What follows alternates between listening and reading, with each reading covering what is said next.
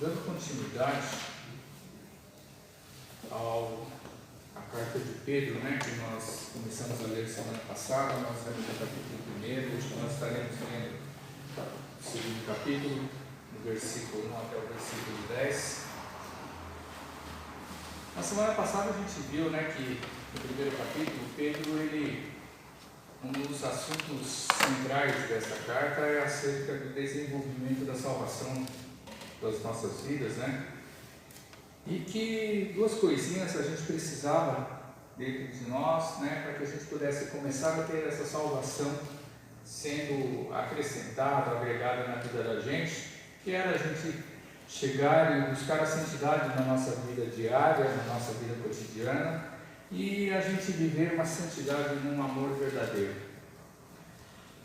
E hoje nós vamos estar lendo, no versículo 1 ao versículo 10, onde no título da minha Bíblia vai dizer que nós crentes, nós somos a casa espiritual de Deus, o templo do Espírito Santo de Deus, para que nós venhamos a ser edificados somente em Jesus. E aí eu quero começar, falando para vocês, como uma introdução, que sempre lembrando, que a carta de Pedro é uma carta de uma esperança viva, não uma esperança morta, mas uma esperança viva em Jesus, para realizar e completar a sua obra nas nossas vidas. E aí a gente começa a ver nesses escritos que nós temos que ter dentro de nós comportamentos e atitudes, procedimentos, no nosso viver, no nosso dia a dia. E ele não pode vir dentro das nossas intenções, mas ele tem que vir e brotar diretamente dentro do nosso coração. E aí a gente começa a ficar com algumas dúvidas: coração ou consciência, fé ou esperança, amor ou justiça? A gente vai ver que para a gente ser um cristão verdadeiro, termos uma vida santa, uma vida em santidade, ou pelo menos a gente se esforçar para a gente levar uma vida de santidade, a gente precisa entender da maneira que o Espírito Santo ele trabalha nas nossas vidas. Nós precisamos assimilar, absorver, observar. Nós temos que agir tudo de acordo, conforme aquilo que o Espírito de Deus ele vem trabalhar nas nossas vidas acerca de Jesus Cristo. Então nós vamos fazer a leitura dessa carta, esses 10 versículos, para a gente dar continuidade ao que Pedro ele tentou exortar para a sua igreja, para nós, como igreja de Cristo, para nós que estamos aí sujeitos a todas as coisas desse mundo, e Pedro ele reforça tudo isso para quê? Para que a gente continue buscando cada vez mais a Jesus como nosso Senhor. Nós falamos e declaramos que Jesus é o Senhor das nossas vidas, nós aceitamos um dia, nós nos batizamos, mas diante de tantas coisas que acontecem fora no mundo, se a gente não se alimentar da palavra, se a gente não se alimentar, daquilo que Jesus, daquilo que o Espírito de Deus ele tem para acrescentar nas nossas vidas, pode ter certeza, nós vamos ser engolidos por esse mundo aí fora. A gente não vai conseguir vencer se nós não tivermos a palavra de Deus bem plantada e fincada no nosso coração. Vamos fazer mais uma oração. Senhor, obrigado, ó Pai, por mais isso. Obrigado, Senhor, a todos os irmãos, ó Deus, a glória que o Senhor trouxe aqui à tua casa. Ó Deus amado, Pai querido, Senhor, abre o entendimento de cada um de nós, através do teu Santo Espírito, para que venhamos entender, ó Deus, tudo aquilo que o Senhor tem para tratar conosco essa noite, a começar da leitura da tua palavra. Obrigado por tudo, Senhor, no nome de Jesus, ó Pai. Amém. Então vamos fazer a leitura. Versículo 1 do capítulo 2, Pedro vai falar assim: despojando-vos, portanto, de toda maldade e dolo. Vou ler conforme está escrito aqui. Deixando, pois, toda malícia e todo engano, e fingimentos, e invejas, e todas as murmurações, desejai afetuosamente, como meninos novamente nascidos, o leite racional não falsificado, para que por ele vades crescendo, se é que já provastes que o Senhor é benigno. E chegando-vos para ele, pedra viva, reprovada na verdade pelos homens, mas para com Deus eleita e preciosa, vós também, como pedras vivas, sois edificados casa espiritual e sacerdócio santo para oferecer sacrifícios espirituais agradáveis a Deus por Jesus Cristo. Por isso também na Escritura se contém: eis que ponho em Sião a pedra principal da esquina, eleita e preciosa, e quem nela crer não será confundido. E assim para vós, os que credes, é preciosa, mas para os rebeldes, a pedra que os edificadores reprovaram, essa foi a principal da esquina. E uma pedra de tropeço e rocha de escândalo para aqueles que tropeçam na palavra, sendo desobedientes, para que também foram destinados. Mas vós sois a geração eleita, sacerdócio real, nação santa, povo adquirido, para que anuncieis as virtudes daquele que vos chamou das trevas para a sua maravilhosa luz. Vós que em outro tempo não erais povo, mas agora sois povo de Deus, que não tinhais alcançado misericórdia, mas agora alcançaste misericórdia. Amém? O conteúdo do texto que nós lemos aí, nessa versão, era um pouquinho diferente da minha. Mas esse versículo 9, que todos vocês já devem ter muitas vezes ouvido um pregador, o irmão que abre um culto, uma reunião, num momento de oração, sabe? Muita gente chegar e usar esse versículo 9 e falar assim: vocês são a geração eleita, sacerdócio real, nação santa, povo adquirido, para que anuncieis as virtudes daquele que vos chamou das trevas para a sua maravilhosa luz. É uma verdade, só que muitas vezes, quando nós ouvimos esse trecho, esse texto tirado do contexto todo, achamos que isso daí é assim, é uma mensagem positiva para aqueles que estão, para aqueles que são crentes. Sim, é uma mensagem positiva, mas a gente tem que tentar entender tudo aquilo que Pedro vem falando, do primeiro capítulo e desde o primeiro versículo do capítulo 2, para aí sim a gente chegar e ser tudo isso que Pedro está falando, e principalmente aquilo que está no versículo 10. Versículo 10 é o complemento daquilo que Pedro ele começou falando no 9, que nós alcançamos a misericórdia de Deus, porque nós somos chamados de povo de Deus. Sabe quem é chamado de povo de Deus? Crente verdadeiro, aquele que é cristão até debaixo d'água, aquele que é cristão até o momento de alguém chegar e te enfrentar e falar: se você não negar Jesus, você vai morrer.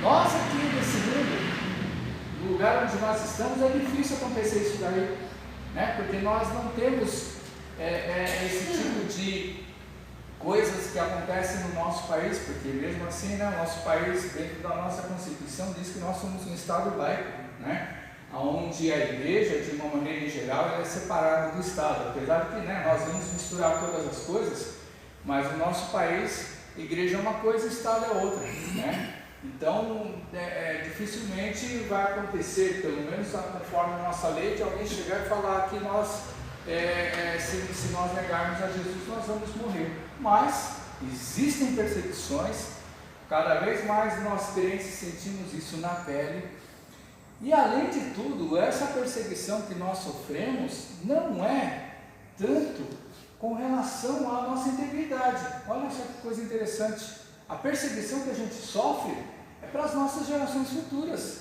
a perseguição que nós sofremos é para as convicções que nós temos.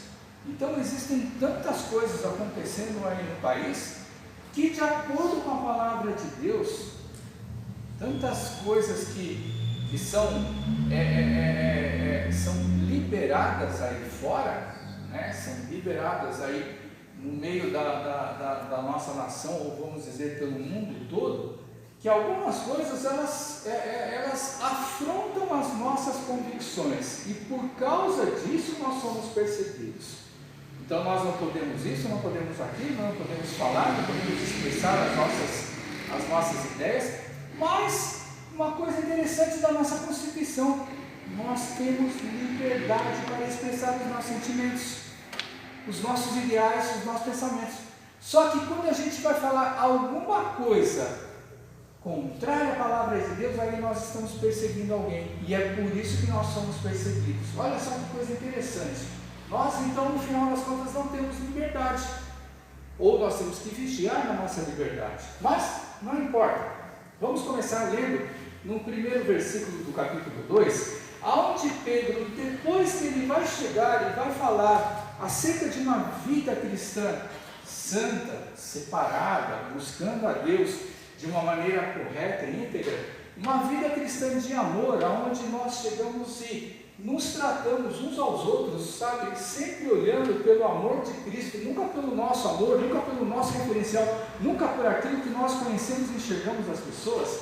Pedro ele vai começar de uma maneira muito dura esse primeiro versículo do capítulo 2. Na minha Bíblia está dizendo assim, despojando-vos, portanto, de toda maldade, dor, hipocrisias e invejas, de toda sorte de maledicência. Nós temos que tentar entender o seguinte, que depois que Pedro ele veio chegar e trazer todas as recomendações e nós começarmos a ser santos, Pedro ele vai chegar e vai falar diretamente com cada um de nós, como igreja ou como pessoa. Ele vai começar falando o seguinte: o que significa despojar? Você chegar e se libertar, você largar e você deixar de ser essas coisas que ele começa a falar. Vai falar assim: nós temos que nos desvencilhar, nós temos que nos abandonar de toda a maldade que nós temos. Olha só, muitas vezes nós pensamos, nós não somos maldosos. A nossa natureza pecaminosa, ela tem maldade dentro do nosso coração. Pedro vai chegar e vai falar assim: todo dolo, sabe o que é dolo? Dolo é um termo jurídico, né? Vocês já ouviram falar, por exemplo, em crime culposo, crime doloso, por exemplo, né? E muitas vezes a gente pensa assim, porque é crime culposo, a gente pensa, a pessoa fez aquilo que é errado, ou com segundas intenções de querer chegar e cometer o ato. Não. O culposo é aquele que vai e comete uma infração, mas ele não tinha intenção de prejudicar. O doloso, sim, o doloso, ele significa exatamente isso. O doloso é aquele que vai ajudar, ele vai agir para fraudar, ele vai ter uma atitude de uma má fé, ele vai ter uma intenção de prejudicar alguém, para que ele venha se beneficiar das coisas que ele faz. Ou seja, o Pedro ele está chegando, ele está falando para a gente que a gente tem que deixar de lado essa nossa natureza pecaminosa, de novo, mas aquela que, qual é a intenção da gente chegar e agir querendo fazer mal para as outras pessoas. Pedro ele vai continuar falando assim: hipocrisia. Todo mundo sabe o que é hipocrisia, irmãos, né? Nós sabemos que hipocrisia é falsidade, inveja, maledicência no sentido da gente falar mal dos outros, mas por causa do quê? Por causa de uma inveja, por causa de um ciúme. Sabe quando você chega e você começa a falar mal de alguma outra pessoa, mas no sentido assim, você querendo cobiçar aquilo que as outras pessoas têm, você chegar e você vê que aquela pessoa ela leva a sua vida de uma maneira que você gostaria, e você sempre começa a arranjar algum motivo para chegar e atacar essa pessoa. E normalmente, toda vez que a gente chega e vai atacar essa pessoa, é aonde? É pelas costas dela, nunca pela frente. O crente verdadeiro, ele chega e ele não tem que falar mal para ninguém. A própria palavra de Deus, ela nos exorta, né? Ela diz para que a gente, quando a gente vê alguém fazendo uma coisa errada, ela nos exorta o quê? A gente chegar e falar para essa pessoa o amor de Cristo, para que ela chegue e ela olhe as coisas que ela está fazendo, as atitudes que ela vem tendo, a maneira que ela vem agindo e conduzindo a sua vida. Para quê? Para que ela venha ter exatamente uma atitude de cristão. Então, olha como Pedro ele é extremamente duro nesse primeiro versículo, falando para que a gente venha deixar essas coisas de lado. E ele está falando não com a igreja toda, ele está falando com cada membro da igreja para quem ele mandou essa carta. Todos nós temos isso daí. Por mais que nós não aparentemos, por mais que nós não façamos e nós não digamos, mas Essas intenções, elas fazem parte da nossa vida, porque nós somos humanos e nós somos sujeitos ao pecado desde o dia em que nascemos. Para quê? A partir do momento que a gente deixa essas coisas de lado, ele vai dizer no versículo 2, para que a gente venha chegar e querer o leite, né? Para que a gente venha chegar e ser igual a um recém-nascido. Quem já é pai, ou quem é pai, quem é mãe, sabe muito bem, quando chega 2, 3 horas da manhã, no mais forte do sono pesado, o que acontece com o nenê? Ele começa a chegar e começa a chorar, né? No seu berço lá, querendo chegar e não para, né? Quem já chegou e viu um nenê ele começar a chorar e ele parar? Nunca para. Por quê? É porque ele está sujo? Não é porque ele está sujo. Não é porque ele fez o número 1, o número 2, mas é porque a barriga dele está doendo, de fome. E não tem negociação, não tem acordo com uma criancinha, com um bebezinho. Se você não der leite para a criança, ela não vai parar de chorar. Então a única coisa que o bebê ele quer, sabe, é o leite. Ele quer o alimento. E aí quem já fez esse teste, que nós já fizemos, né? Porque eu sou pai 2 vezes, né? Minha esposa, mãe 2 vezes. Quem já fez esse teste vai falar, né? Normalmente nem sempre as mães elas dão leite materno, mas, né? Chega e vai fazer o leite comum. E normalmente o leite, como é que você faz quando você faz o leite em pó? Você nunca deixa ele preparado. Até mesmo para ele não ficar com gosto ruim, ele não ficar passado, não se azedar. Você, né, vai ter que fazer o quê? Esquentar a água para você chegar e misturar o leite em pó. O chá você já deixa preparado, né? O chá você já deixa morninho.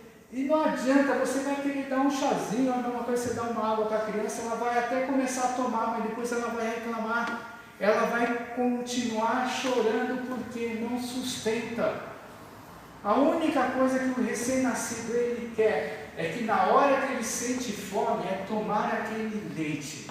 Então Pedro ele chega e fala que a partir do momento em que nós nos esforçamos para deixar todas as coisas ruins nossas de lado, ele vai falar assim, na minha Bíblia está dizendo desejai ardentemente, aí está dizendo afetuosamente, como crianças recém-nascidas, porque a única coisa que a criança recém-nascida quer é alimento na hora que ela tem fome.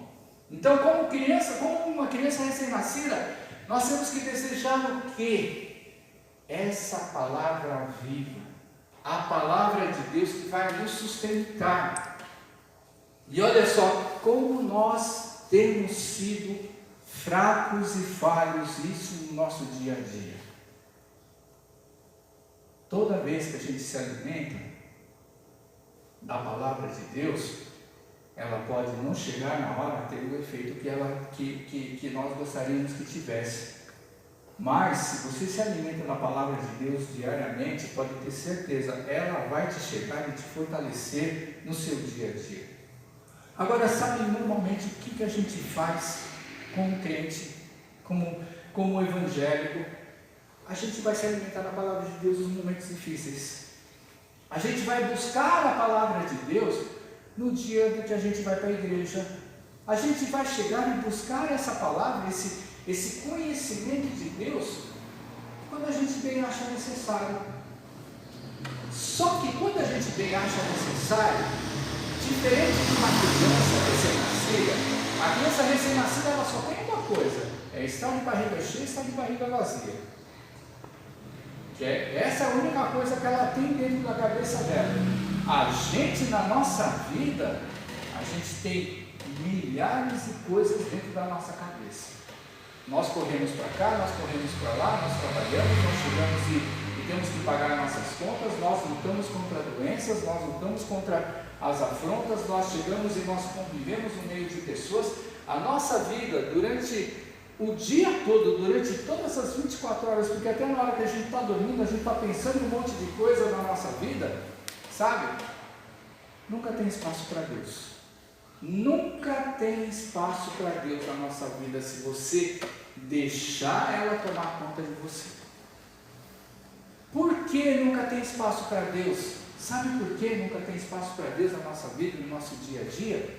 Porque a gente acha que os nossos compromissos eles são muito mais importantes do que aquele Deus que nos criou, nos formou, nos chamou. A gente acha que todos os nossos compromissos presentes e atuais, eles são muito maiores do que o próprio Deus, e que a gente pode deixar Deus para depois, que a gente pode deixar Deus para o dia que Jesus voltar. E se Pedro está falando sobre salvação, se ele está falando sobre desenvolver, se ele está falando para a gente chegar e buscar crescimento para a salvação, sabe o que é crescimento para a salvação? A gente chegar e ser maduro espiritualmente. Quando você é maduro espiritualmente, irmãos, você não se importa com as coisas que vêm contra você. Olha só como a gente, muitas vezes, a gente vive por causa de outras pessoas. A gente vive por causa daquilo que as outras pessoas falam, por causa daquilo que as outras pessoas pensam, por causa daquilo que as outras pessoas têm. A gente não vive nossas vidas por nossa causa, por causa de Deus. A gente vive conforme a sociedade quer a nossa vida. E aí, o que acontece? Deus ele vai ficando para depois. Deus ele vai ficando, sabe a que hora? Na hora que eu estou enfrentando um problema muito sério na minha vida. Na hora que a coisa está difícil, aí eu vou buscar Deus. Eu vou para a igreja, eu vou pedir oração, eu vou fazer uma corrente de oração, eu vou pedir para as igrejas chegar e estar orando por mim. Amém. A misericórdia de Deus, ela é infinita. E Deus ele pode operar em cima dos nossos problemas. Mas Pedro ele está falando exatamente o contrário. Ele está falando que Deus ele tem que ser vivido dia após dia. E aí ele vai chegar, ele vai começar nos versículos seguintes, do versículo 4 ao versículo 6, ele vai chegar e vai falar uma coisa. Ele vai até se comparar a si mesmo, porque ele vai chegar e vai comparar a gente, nós crentes, ele vai comparar Jesus como uma pedra. E fatalmente a gente vai se lembrar de um episódio na própria vida desse homem, em que Jesus ele chegou e falou: tu és pedra. Ou seja, quando o nome de Pedro não era Pedro, né? O nome de Pedro era Simão Barjonas. E Jesus ele chegou e mudou o nome dele, quando ele começou a seguir para falar: tu és pedra, ou tu és Pedro, né? No caso, Pedro para nós, que é a tradução, a palavra que foi colocada para pedra. E sobre esta pedra eu edificarei a minha igreja.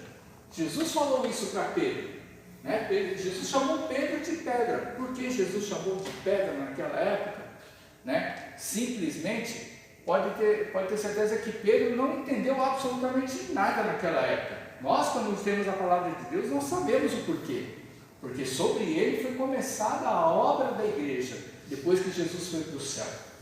E aí ele vai chegar e vai falar, né, o que está aí nesse versículo 4, ele vai falar assim: nós nos chegando para Deus, né?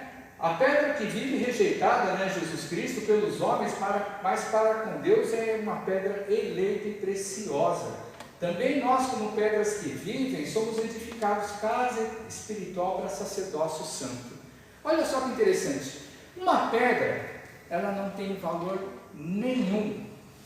Quando você pega uma pedra aí qualquer, ela não tem valor nenhum. Agora, quando você pega uma pedra preciosa, um ouro, um diamante, você chega e você trata ela de que maneira? Né? Você olha pelo valor financeiro que ela tem, você chega e trata ela com maior carinho. Jesus é aquele que faz com que nós que não temos vida nenhuma, como uma pedra que não vale absolutamente nada, e diz lá que Jesus é a pedra viva, a partir do momento em que a gente deixa essa pedra viva agir na nossa vida, nós somos levantados como sacerdócio santo. Sabe o que é sacerdócio santo? No Antigo Testamento, a única pessoa que tinha o direito de entrar na presença de Deus para chegar e sacrificar, ofertar, para chegar e falar com Deus, para chegar e ter a permissão de Deus para falar sobre a sua mensagem para o povo, era o sacerdote. E quando Pedro está falando aqui que quando nós estamos em Cristo, a pedra viva, ele está dizendo que nós somos esse sacerdócio santo, nós somos esse sacerdote santo porque Porque através de Jesus nós temos o direito de entrar na presença de Deus. E nós, o que precisamos para entrar na presença de Deus? Basicamente duas coisas: ter fé, e segundo, nós estamos em obediência para com Jesus nas nossas vidas. Aquilo que no Antigo Testamento o sacerdote ele precisava chegar e se purificar para entrar na presença de Deus dentro do templo, sabe, dentro do tabernáculo na época de Moisés, ele tinha que chegar e ficar separado vários dias para se purificar, se descontaminar das coisas ruins do mundo, se separar de todas as coisas. E olha que as coisas ruins que existiam naquele tempo eram infinitamente menores do que as coisas ruins que nós temos no nosso tempo. Agora a gente não precisa de nada disso, nós só precisamos ter a fé em Jesus. Nós só precisamos disso daí para a gente poder chegar e entrar na presença de Deus. E aí, qual a diferença? Irmãos, o que significa nós sermos sacerdotes santos? Para a gente chegar e entrar na presença de Deus é só para orar? E onde está o sacrifício? E onde está a oferta? Isso daí, irmãos, a gente muitas vezes e dói no coração, sabe? Dói no coração daqueles que conhecem e entendem. É que a gente chegue, por exemplo, num momento de louvor, não somente na igreja, mas principalmente na igreja, porque é o momento em que nós nos reunimos. As pessoas, elas chegam, sabe o que elas fazem? O louvor, ele é um sacrifício, ele é uma oferta espiritual que cada um de nós faz para com Deus.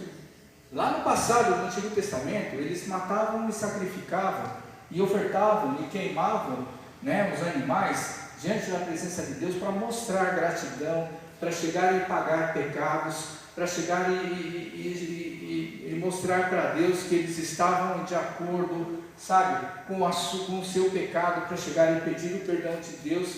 E hoje a gente não consegue fazer absolutamente nada para exercer essa questão de nós sermos sacerdotes. Todos nós, como crentes, nós somos sacerdotes porque nós temos o direito em Jesus Cristo para entrar na presença de Deus. Desde quando nós, sem Jesus, temos condição de entrar na presença de Deus? Sendo que nós somos carregados de pecado, de maldade, de erro, de falhas. Agora Jesus, ele passou um pano na vida da gente por causa daquela cruz, e ele nos deu esse direito, e mesmo assim a gente entra mal na presença de Deus. A gente não sabe muitas vezes o significado disso daí. Aí a gente chega e fala, a música, o som está ruim, os irmãos estão cantando errado, a voz está muito feia, desafina, erra até. Irmãos, quem está na frente é todo mundo falho, todo mundo sujeito aos mesmos erros, só que nós, cada um de nós, somos culpados por nós mesmos. Não são os irmãos que estão cantando que fazem com que nós sejamos os errados, que nós sejamos o culpado. Só que nesse momento em que nós estamos congregando, nesse momento em que nós estamos cultuando em nome de quem? Não é dos irmãos que estão aqui à frente, não é de mim, dos irmãos que vêm e cantam, dos irmãos que fazem a leitura da palavra de Deus, não. Nós estamos diante da presença de Deus, porque quando a gente se reúne, quando a gente está aqui na igreja, pelo menos se reunindo, nós estamos reunindo para a gente chegar e cultuar a um Deus vivo, cultuar a um Jesus que morreu pelas nossas vidas, cultuar a um Espírito Santo que habita em nosso coração, para fazer com que nós consigamos abrir os nossos olhos espirituais. É só na igreja que a gente chega e faz essa oferta de sacrifício? Não, no nosso dia a dia também, sabe? Seja na hora que você chega e você está cantando louvor. Olha só que coisa interessante, existem duas coisas que são extremamente estranhas. Quando a gente está cantando louvor, tira o fato da igreja, porque a igreja toda vez a gente já ouve os irmãos falando sobre isso daí, que é um momento onde cada um de nós, na presença de Deus, nós estamos, e somente Deus ele sabe o estado de cada um dos nossos corações, na hora que nós estamos louvando. Mas quando a gente canta um louvor no nosso dia a dia, passam algumas coisas diferentes dentro de nós e que não significa que nós estejamos adorando. Nós cantamos um louvor porque nós gostamos da música, do ritmo da música, nós gostamos da pessoa que está cantando, nós gostamos da letra, muitas vezes, que está sendo cantada. Isso daí é adoração? Não, não necessariamente. A adoração é aquela coisa que vem do fundo do teu coração. Às vezes naquele momento te deu vontade de cantar. Igual minha filha ela adora cantar desde que ela nasceu, sabe? E ela canta direto, tudo quanto é coisa. E aí quando chega e fala, está louvando, pegando um hino, um louvor, qualquer coisa, não está louvando, não está adorando a Deus, ela está cantando porque ela gosta. E a mesma coisa a gente, quando a gente chega e ouve, às vezes a gente chega e acompanha uma música. Muitas vezes nós cantamos porque nós gostamos. Faz bem para o nosso ego, para o nosso gosto, mesmo dentro das várias melodias que nós ouvimos, das músicas gospel, seja dos hinários, nós cantamos porque nós gostamos. Agora, o que é a adoração? É a partir do momento em que você tira de dentro do seu coração. Você chega e você fala para você mesmo, agora eu vou separar um momento para eu adorar a Deus. Independente daquilo que eu estou fazendo. Seja eu estar trabalhando lá fora no meu serviço secular, seja eu estar cuidando da minha casa, seja eu estar chegar e fazendo qualquer coisa na minha vida, agora sim eu vou separar um momento para eu louvar e adorar a Deus. Porque Deus, irmãos, Ele quer exclusividade na vida da gente. Então muitas vezes quando a gente está cantando, a gente pensa, eu estou louvando a Deus. Não estamos, nós estamos simplesmente cantando porque nós gostamos de cantar. Entendam bem isso daí, porque nós gostamos de cantar. Agora, quando você chega e você fala, você não vai chegar e assim, bom, agora eu vou fazer isso aí, não. Isso é uma coisa de coração, uma coisa de atitude. Por isso que Pedro ele chega e fala, atitude do coração, procedimento, sabe? É você chegar e você se dispor a fazer. Tá? Outra coisa, é só, o nosso sacrifício é só a gente louvar a Deus? Não. Quando Pedro ele vai falar de dolo, quando Pedro ele vai falar de invejas, de hipocrisias, ele está falando exatamente o que? Quando você larga essas coisas, uma outra coisa que a gente vai estar sacrificando e ofertando a Deus é o nosso serviço cristão. Sabe, é o nosso serviço cristão. O nosso serviço, seja ele dentro da igreja, seja ele lá fora no mundo, o nosso serviço para que a gente possa fazer o quê? O que significa serviços? Ele vem da palavra servir. É você chegar e você exercer essa atitude em você. A partir do momento em que você está servindo alguém sem esperar nada em troca, você está fazendo esse serviço a Deus, você está fazendo essa oferta, você está fazendo esse sacrifício a Deus. Olha só quando a palavra de Deus fala que nós somos sacerdócio santo, Ele está dizendo que eu tenho que agir, você tem que agir exatamente como o sacerdote do Antigo Testamento, olhando para Jesus, ou seja, aquele momento em que você separou para você fazer o bem para alguém, sem querer nada em troca, exercendo uma atitude de crente, de cristão, uma atitude de quem está amando o seu próximo, como você gostaria que os outros se amassem, irmãos, você está sacrificando a Deus, você está ofertando diante da presença de Deus um sacrifício vivo.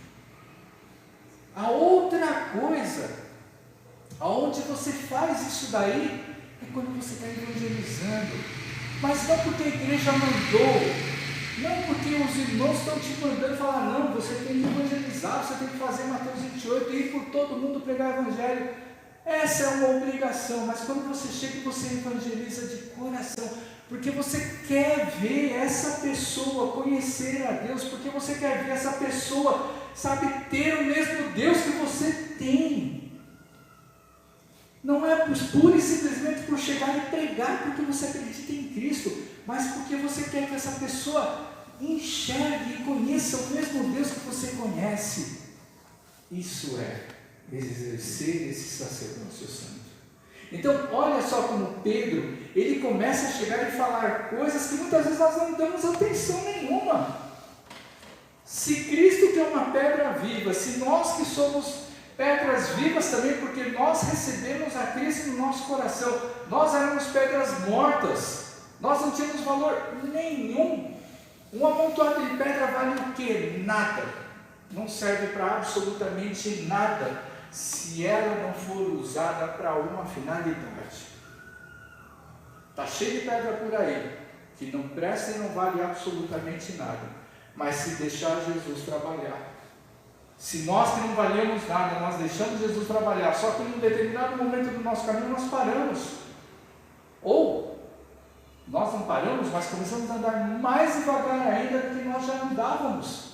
E é isso que nós temos que chegar e rever nas nossas vidas, olhar para cada um de nós, para que essa joia, essa preciosidade de Deus, que é Cristo, esse valor que Jesus ele tem para as nossas vidas, ele começa a chegar dentro de nós, ele começa a irradiar para as outras vidas. Aí a gente começa com aquela luta, toda vez, quando a igreja começa a crescer, aí chega passamos por 2 anos de pandemia, já faz o que? Mais de 6 meses que nós estamos com liberdade total dentro das nossas coisas. O que mudou dentro das nossas vidas como igreja? Nada. Só caiu, só piorou, só esfriou cada vez mais. Agora que nós temos a oportunidade de a gente chegar e fazer tudo aquilo que cada um de nós prometeu na época da pandemia. Se Jesus for por nós, se Jesus for junto com a gente, eu vou fazer isso, isso, isso. O que nós fizemos? Nada.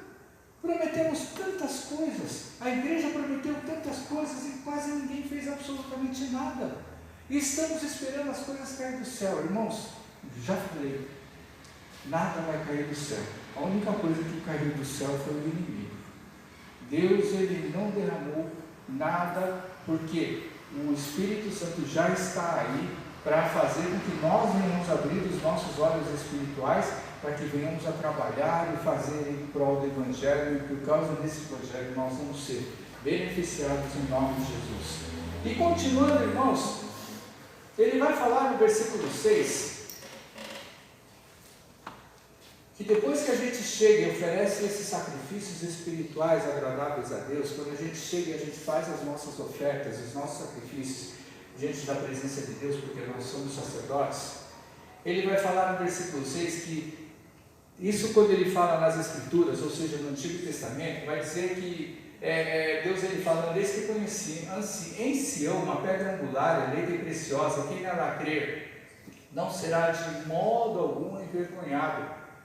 Nós, os que cremos, nós temos a preciosidade, mas para os que não creem, a pedra que os construtores rejeitaram, essa veio a ser a principal pedra angular.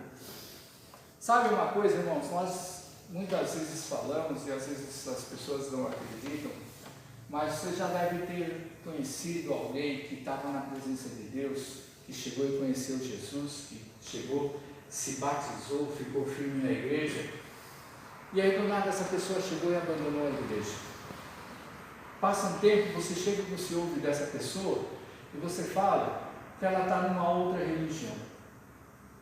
Passa um tempo, você chega e fala de uma outra pessoa, ela se perdeu e mudou. Passa um tempo e fala numa outra pessoa que aconteceu tanta coisa que ela viu dentro da igreja que ela perdeu a fé, que ela ficou descrente, que ela chegou e não acredita mais na igreja de Cristo. Passa um tempo, você ouve falar de uma outra pessoa, aquela que você chegou e você conheceu e viveu e conviveu com ela dentro da igreja, era uma bênção, pai, cada um segue o seu caminho, você chega e vai ouvir, o danado ou danada chega e vira ateu. Como que aí a gente pensa assim, não é possível, não é possível, a pessoa chegou, ouviu de Jesus, acreditou, aceitou, proclamou, batizou, tomou ceia, ficou firme na igreja e acontece todas essas coisas. Você já deve ter ouvido alguma vez essa história, e a gente pensa assim, não é possível. Às vezes a gente chega e fala assim, pensa às vezes, não, mas nunca foi crente, mas se a pessoa chegou e muitas vezes ela estava firme lá na fé, sabe, e depois chega e fala, a gente coça até a cabeça e pensa assim, mas e aí, era ou não era? A gente tem certas coisas dentro de nós, a gente pensa assim, não, essas coisas não podem acontecer, mas acontece. E é exatamente essas coisas que Pedro ele vem exortar o povo de Deus. E lá na frente nós vamos ler um pouquinho mais, sabe, que Pedro ele vai dizer o seguinte, que o diabo, nosso adversário, Ele fica rugindo como um leão. Ele fica ali ao nosso derredor, dando volta, se andando na nossa vida só para pegar a gente no pulo do gato. Quando a gente dá um deslize na nossa vida, para fazer com que a gente venha a ser motivo de vergonha perante os outros crentes? Não. Isso é a mínima coisa que o diabo ele faz na nossa vida. O fato dele se andar, de rodear a nossa vida, sabe, quando Pedro ele chega, ele vai falar, querendo tragar a nossa vida como um leão que ruge. Ele está querendo dizer que o diabo ele só fica se andando na nossa vida para a gente chegar e cair, tropeçar, mas para que a gente venha a ser engolidos pelo mundo. Para que num desses nossos tropeços nós comecemos a olhar exatamente para as coisas boas e bonitas e belas, as coisas prazerosas que tem lá do mundo, para a gente se afastar da igreja. E aí, irmãos, não é difícil. Não é difícil alguém chegar e se converter a uma outra religião. Não é difícil uma pessoa chegar e ir para o mundão. Não é difícil uma pessoa chegar e falar, não, a igreja lá só faz coisas erradas, os irmãos que estão ali na frente lá, cada um é um pior do que o outro, eu sou melhor do que eles. Mas como que a gente pode chegar, a gente avaliar que a gente é melhor ou pior do que um ou outro, sendo que o único que conhece o nosso coração é Deus?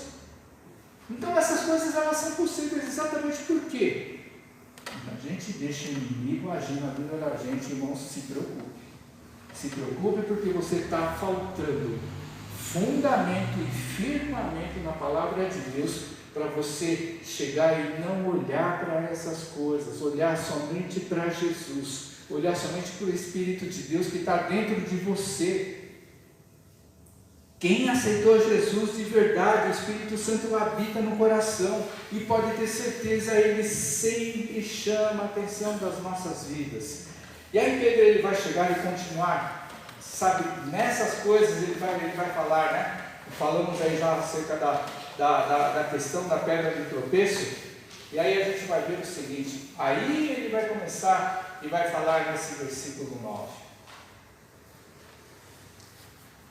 Ou seja, depois que eu fiz todas essas coisas, depois que a gente chegou e conseguiu, sabe, deixar de lado essas coisas erradas e ruins em nós, para que a gente possa se alimentar do alimento espiritual. O alimento, sabe o que significa o alimentar do alimento espiritual? Aquele que vai edificar a gente, é aquele que vai fortalecer a nossa estrutura. Cada um de nós, cada um de vocês, tem que saber e conhecer até onde vai a tua fé. Cada um de nós temos que conhecer até onde vai a nossa esperança e a nossa confiança em Deus. Cada um de nós tem que conhecer aonde está o nosso amor para com Deus e para com os irmãos das igrejas ou da igreja que eu congrego. Cada um de nós tem que avaliar aonde está, sabe, a minha segurança, a sua segurança em Deus nos momentos difíceis da sua vida. Nos momentos fáceis é bênção, irmãos. No momento difícil é onde nós temos que chegar a avaliar até quando eu estou conseguindo suportar todas as afrontas.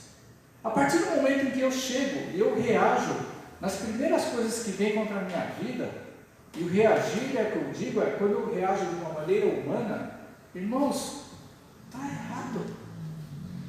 Está errado. Quando a gente chega e lê lá em Gálatas 5 sobre as obras da carne, fruto do Espírito, quando a gente chega e lê lá em Efésios, sabe, quando fala da armadura de Deus, Paulo ele chega e fala o seguinte, que a nossa luta não é contra as pessoas elas são tão falhas quanto nós, mas a nossa luta é contra aquele que chega e influencia muitas vezes as pessoas. A nossa luta é contra aquele que faz com que a gente enxergue aquilo que não existe. Olha só que coisa interessante. Às vezes nós chegamos e a gente fica com raiva de alguém por causa de uma coisa que ela falou, e às vezes ela nem está pensando naquilo que a outra pessoa pensou, que chegou e estava falando contra ela. Mas por quê? Porque a influência maligna, ela está ali se andando na nossa vida exatamente naqueles momentos em que nós estamos mais frágeis, naqueles momentos onde nós estamos mais sensíveis, não sensíveis espiritualmente, mais sensíveis nas nossas fraquezas, nos nossos sentimentos. E aí a gente começa a enxergar coisa que não existe, a gente começa a pensar coisas que ninguém, às vezes a pessoa está pensando ou falando, porque às vezes, quantas e quantas vezes a gente não viu nos últimos tempos, sabe, nos últimos anos, pessoas que partem para os finalmente, porque chegou e ouviu alguém fazer uma coisa. Nossa, hoje ou foi ontem, não sei, eu vi um noticiário aí, de um show de um cantor aí, aqui numa cidade, aqui em Sorocaba. Quem que era o cantor? Esses dias aí, Fábio Júnior, esses dias, agora faz uns 2 dias, ele chegou e foi em Sorocaba fazer um show.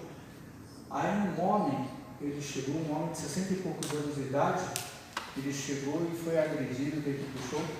Primeiro, o cantor desses aí é para ter bagunça dentro do show, pelo menos a gente nunca imagina que vai ter, né? Aí um homem ele foi agredido e morreu, porque foi agredido.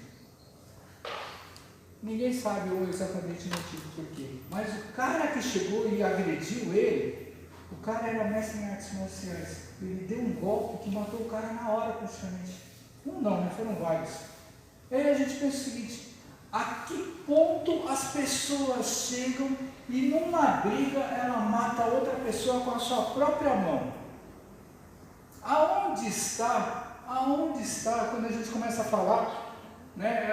As pessoas elas pensam assim: não, vocês são muito fanáticos, vocês crentes, vocês chegam e falam que tem que ser santo, vocês crentes, vocês chegam e falam que tem que se apartar das coisas do mundo. Aí você começa a pensar o seguinte: pior são essas pessoas aí fora do mundo, que estão agindo impensadamente, e estão tirando a vida das outras pessoas por causa de nada. E aí a gente pensa o seguinte: a gente não pode ir para lugar nenhum? Não é essa a questão. A questão é que se eu não tiver fundamentado na palavra, se eu não tiver com Cristo no coração, ou se for assim, como, sabe, é uma coisa que meu pai eu sempre ouvi da boca do meu pai, e eu nunca concordei com isso daí, sabe, mas eu sempre ouvi da boca do meu pai, e eu conheço muita gente que é assim, eu tenho certeza que muita gente é assim: eu não levo o desaforo para casa, eu vou até o fim. Irmãos, isso não existe. E meu pai contava essas histórias para mim, de chegar e porque alguém chegou e falou isso, ou porque alguém chegou e pensou isso, e porque alguém chegou e fez aquilo, e meu pai partia para abrir. No passado a gente pensa assim: mas as pessoas brigavam e não se matavam. Mas e aí? A palavra de Deus, ela diz que violência gera violência. Sabe? A palavra de Deus, ela diz que um abismo chama outro abismo.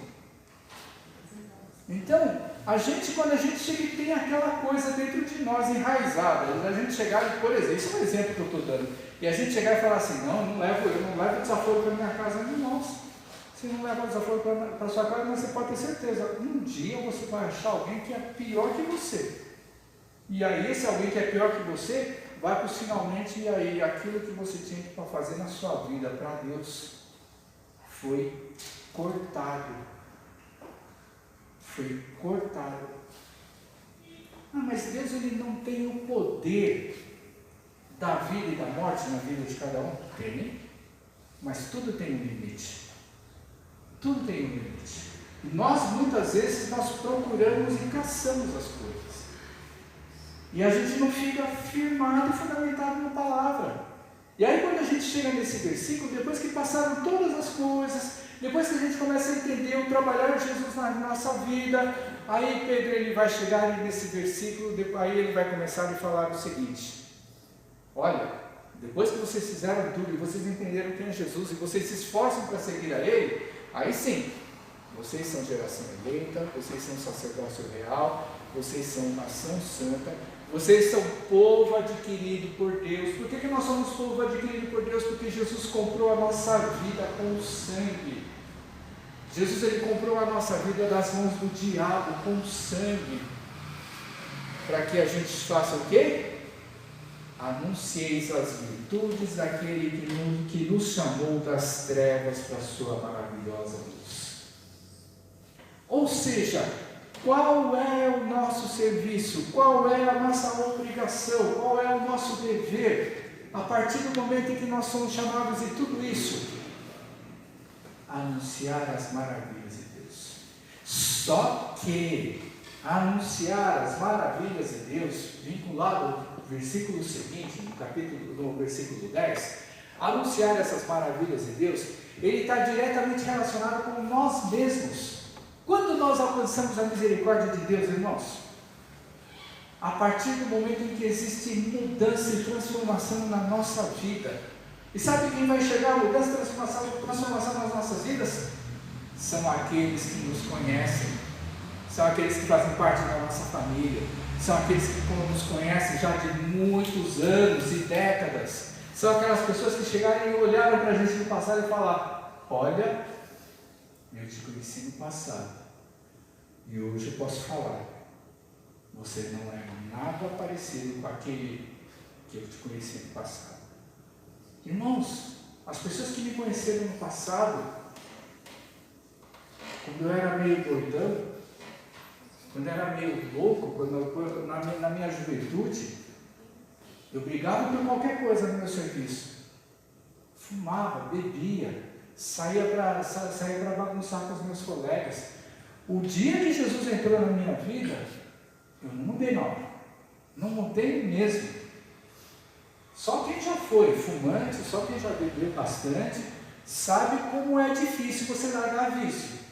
Só quem brigava bastante, só quem falava muito palavrão, muita besteira, sabe que você também não muda da noite para o dia. Então, hoje, quando alguém chega e fala: ah, Jesus me transformou, eu conheci Jesus, eu aceitei Jesus naquela hora e eu passei a ser uma pessoa diferente. Deus, ele tem esse poder de chegar e transformar alguém de uma hora para outra. Mas quando você começa a olhar nos homens da Bíblia, Deus, as pessoas não mudaram de uma hora para outra. Elas foram conhecendo Jesus, elas foram convivendo com Jesus, elas foram aprendendo com Jesus e elas começaram a se limpar automaticamente. Como a gente se limpou automaticamente? Por um milagre? Não. Porque a gente começa a ver que, para que o meu corpo é templo do Espírito Santo, para que eu vou fumar e beber, para que eu vou acabar com o templo de Deus, que é o Espírito Santo?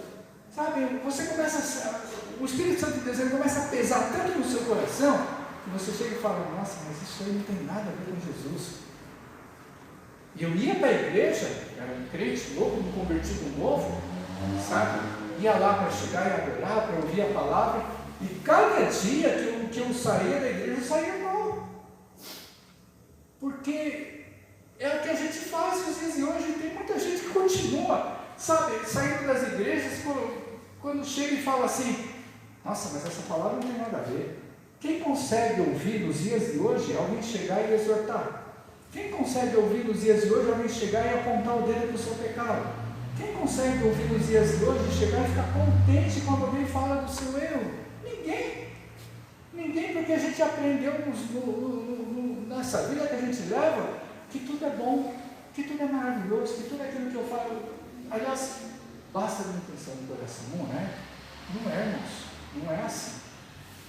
E aí chegou de um tempo depois, eu ainda, depois que eu me libertei, eu ainda até saía com os meus amigos por consideração, amigos, né?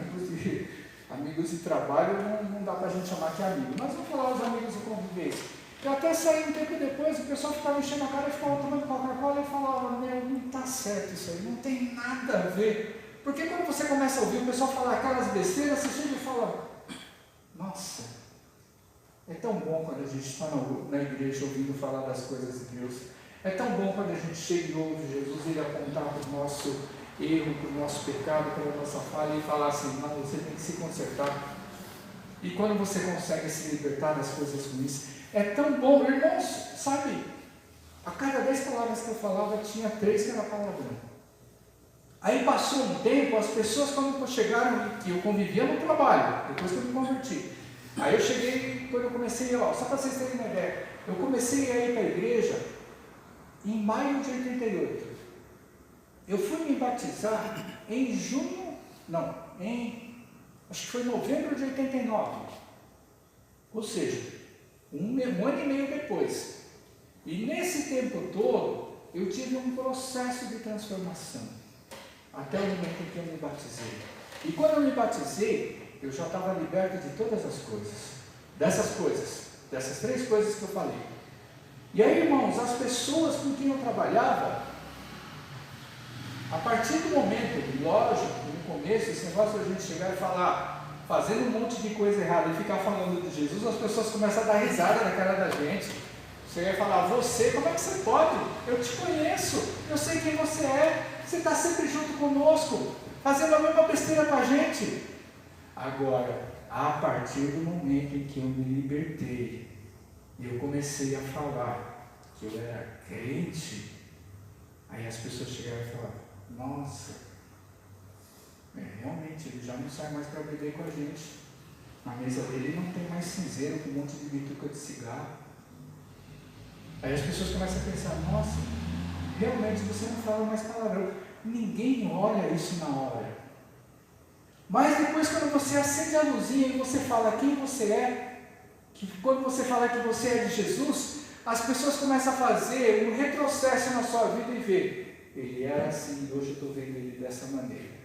Ou seja, quando nós alcançamos essa misericórdia de Deus, tem que ter transformação na vida da gente. Mas Deus não pode usar de misericórdia? Sim.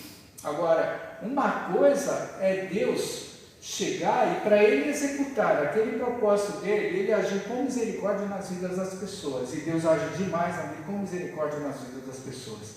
Agora, quando a gente alcança a misericórdia de Deus, é porque nós somos transformados da água para o vinho. Somos perfeitos? Não. Temos um monte de coisa para acertar e corrigir na vida da gente. Mas, irmãos, é uma coisa de cada vez. A partir do momento em que você começa a consertar uma coisa aqui, outra ali, pode ter certeza, irmãos, vai chegar uma hora em que a pessoa lá fora do mundo vai falar, aquele ali realmente é santo, porque eu não consigo chegar e nem ouvir ele, porque quando ele chega e fala, abre a boca para falar de Jesus, eu tenho que sair correndo, porque a palavra pesa tanto no meu coração, na minha vida, que eu não suporto o peso. Tem gente que faz isso, irmãos. Quando a pessoa não suporta o peso, não porque a pessoa é chata para falar, mas quando ela não suporta o peso da palavra na consciência e no coração, você está no caminho certo. Você conseguiu tocar a Deus naquela área da misericórdia que você chegou e alcançou, e você tomou para si, porque você cumpriu aquelas coisas. Isso é bênção, irmãos. Sabe por que isso é bênção? Porque na hora que você chega e você vai orar por algum tipo de problema, Deus, a primeira coisa que Ele vai ouvir de você é o seu coração. Não o coração da sua fé, mas o coração da sua vivência no dia a dia com Deus. A outra coisa que Deus ele vai chegar e olhar para você é ver o quanto a palavra ela tem trabalhado, modificado e agido na sua vida. Irmãos, não pensa que a palavra de Deus, quando ela chega, a gente ouve. A Bíblia diz, no Antigo Testamento, que a palavra de Deus ela não volta para Ele vazia. E muitas vezes nós pensamos que a palavra não fez efeito nenhum. Não fez efeito porque nós não queremos. Mas quando a gente deixa a palavra trabalhar, ela volta para Deus, sabe, como bênção aonde Deus ele chega e vai usar a vida da gente, a vida de vocês, para que Ele venha ser bênção fora. Por isso que o mundo está descrente, porque os crentes fecharam a boca. O mundo está descrente porque os crentes deixaram de ser crentes. Está tudo dentro da igreja, mas deixaram de ser crentes. Crentes que eu falo esse crente que Pedro está falando aí, dessa carta. Agora, quando nós formos crentes mesmo, aí pode ter certeza, Deus vai operar demais na vida do seu povo, em nome de Jesus. Amém? Semana que vem a gente continua, irmão.